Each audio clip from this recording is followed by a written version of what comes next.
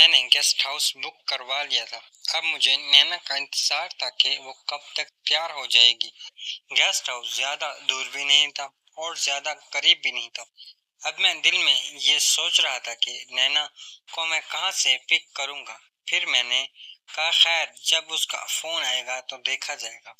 اب ہمارے گھر سے گیسٹ ہاؤس تقریباً 30 منٹ کی ڈرائیو پر تھا۔ میں اپنے گھر میں آ کر تیار ہونے لگا۔ میں نہا دھو کے بالکل تیار ہو گیا تھا۔ اب میں نینا کی ایک کال کا انتظار کر رہا تھا۔ تھوڑی دیر بعد نینا کی کال آ گئی اور مجھے کہنے لگی کہ ماجد تم 4 نمبر گلی میں آ جاؤ، میں وہاں آ رہی ہوں۔ میں پھر بائک سٹارٹ کر کے 4 نمبر گلی میں چلا گیا۔ میں گلی میں جا کر کونے میں رکا ہی تھا کہ میں نے دیکھا کہ ایک نقاب پوش لڑکی میری طرف آ رہی ہے اور میرے پاس آ کر مجھے اشارہ کیا کہ تم آگے آ جاؤ، میں بائک پہ بیٹھ جاؤں گی۔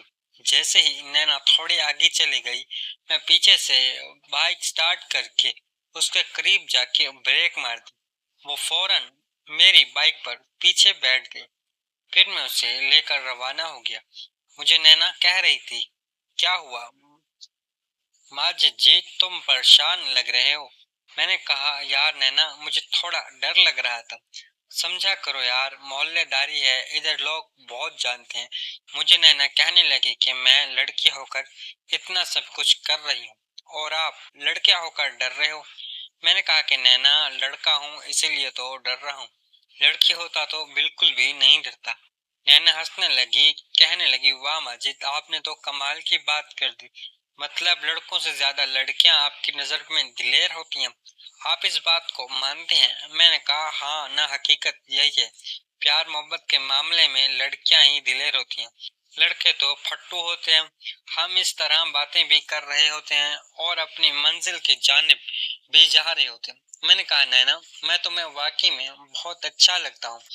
نینا کہنے لگی کہ ماجد میں آپ سے محبت کرتی ہوں اور آپ کی خاطر دیکھو میں گھر بھی چھوڑ موڑ کے بہانہ بنا کے آ گئی ہوں، آپ سے محبت کرتی ہوں تبھی تو آپ کے ساتھ ہوں اس وقت، ورنہ عزت تو ہر کسی کو پیاری ہوتی ہے نا۔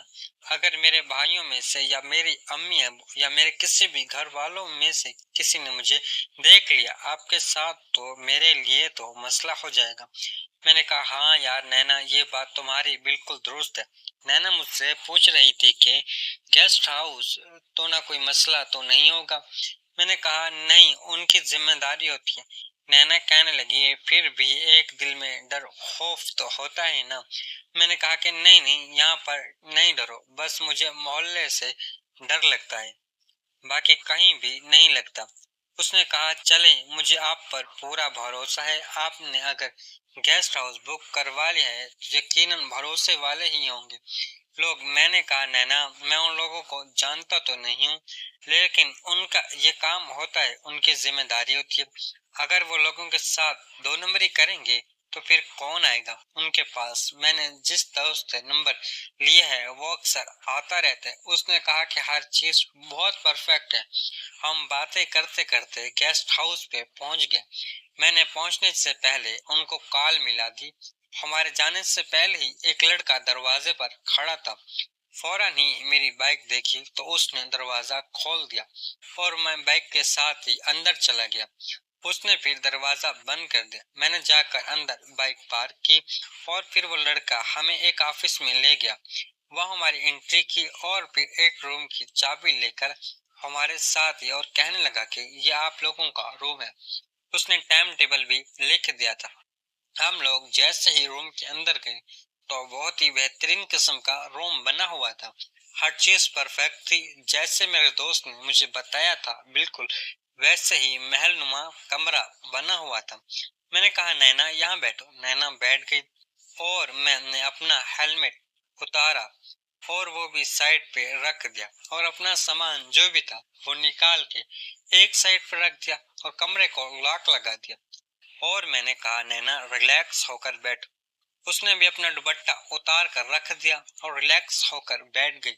پھر میں جا کر نینا کے پاس بیٹھ گیا اور اس کے دونوں ہاتھ اپنے ہاتھوں میں لے کر انہیں ہلکا ہلکا سا مسلنے لگا۔ میں نینا کو بالکل تیار کرنا چاہتا تھا کیونکہ اس کا بھی پہلی دفعہ تھا اور میرا بھی، البتہ میں تجربے کار تو تھا مگر نینا کا پہلی دفعہ تھا، اور وہ تھی بھی بہت چھوٹی۔ میں چاہتا تھا کہ وہ پوری طرح سے تیار ہو جائے تاکہ جب ہم کارروائی ڈالیں تو پھر دونوں کو اچھا لگے۔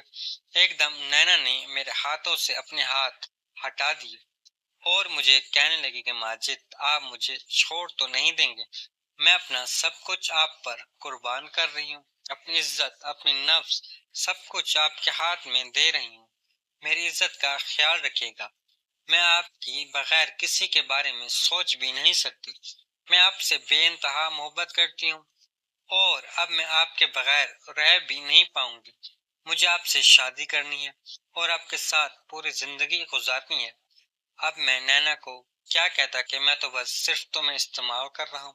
میں محبت تو کسی اور سے کرتا ہوں۔ میرے دل میں تو صرف روبینہ ہی تھی جو آج کل مجھ سے نین بھی ملا رہی تھی، اور اشاروں میں میری اس سے بات بھی ہو رہی تھی۔ وہ مجھے بہت اچھی لگتی تھی اور مجھے اندر سے فیلنگ آتی تھی کہ میں روبینہ سے شادی کروں گا۔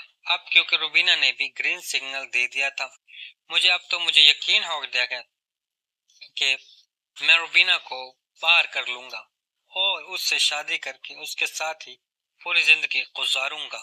مگر یہاں ابھی میں نینا کے ساتھ تھا جو مجھ سے بہت سارے وعدے لے رہی تھی۔ اب میں چھوٹے موٹے وعدے تو اس سے کر رہا تھا مگر میں اس سے شادی کرنے والا نہیں تھا۔ بس میں اپنا کام نکالنا چاہتا تھا، اور پھر میں نینا سے کہنے لگا، نینا، میں تم سے ہی شادی کروں گا اور ہم پوری زندگی ساتھ ہی رہیں گے۔ پھر میں نے نینا کے بال چہرے سے ہٹائے، جھکی ہوئی نظریں نینا کی قیامت ڈھا رہی تھی۔ پھر میں نے اس کی داڑھی کو پکڑ کر چہرے کو اوپر کیا اور میں نے کہا کہ میری طرف آنکھوں میں دیکھو، کیا تمہیں میری آنکھوں میں کوئی دھوکہ نظر آتا ہے، فریب نظر آتا ہے؟ اس نے کہا، نہیں ماجد، مجھے آپ پر خود سے بھی زیادہ بھروسہ ہے۔ پھر میں نے کہا کہ آ جاؤ میرے پاس، اور پھر نینا میرے گلے لگ گئی۔ ناظرین، اس کہانی کا اگلا ایپیسوڈ دیکھنے کے لیے ویڈیو کو لائک کریں اور چینل کو سبسکرائب کر لیں۔ شکریہ۔